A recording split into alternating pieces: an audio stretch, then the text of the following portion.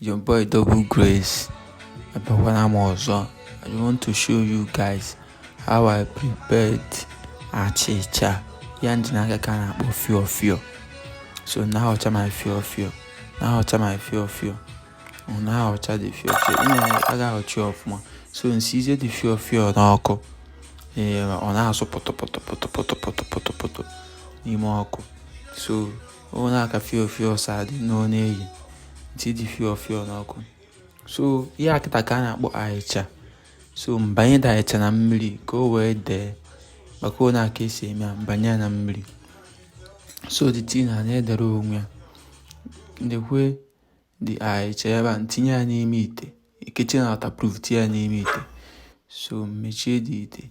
The tea na-ego. So this is time to shake the aịcha na fio ekoko ọnụ. So nti onions mgbanye mmanụ na-ete eti onions ntọọnụ ọfụma eti na-asụkwa pọtọ onions a na-eghere onwe ya wite mmanụ nri ọ bụkwa ka n'ọtọ ya bụ red oil na-aghọta ya nri ndị Nsụka. Ọ bụ na iburu ya Enugu steeti ya missing a lot. This is Enugu state food.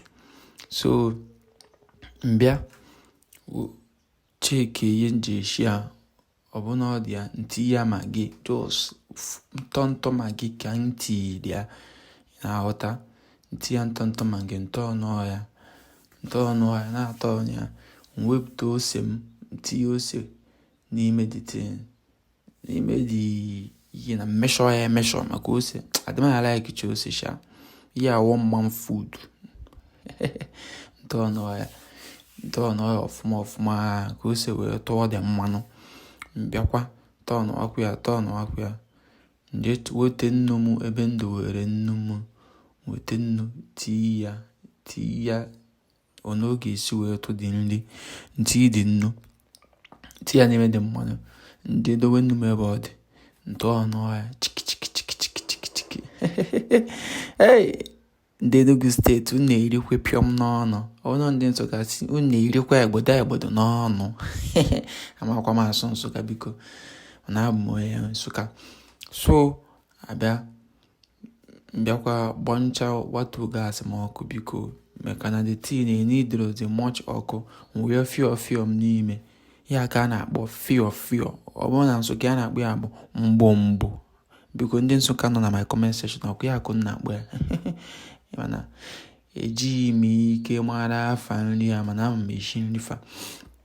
So ntọncha ya nweta aịcha bi nna ji weta dịtị ndị ezigbo ọkụ ntope ọka na-ada m na-eme aish ntope ya wee ya n'ime ya wujo m wow na aịcha azụ wee tọọnụ eto mwepụzie with the nylon tọọnụ za achịcha na fio dịtị na-ekpo fi